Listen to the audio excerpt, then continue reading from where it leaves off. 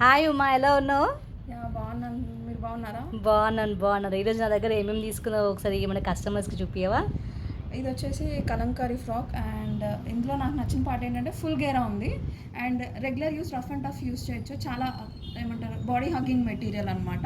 And ఈ సమ్మర్లో మనకు చాలా మంచి వర్తి అనమాట.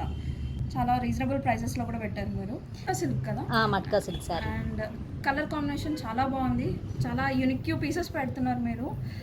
అండ్ కాంట్రాస్ట్ బ్లౌజ్ అండ్ పళ్ళు పాటిలా వచ్చింది షిబోరి.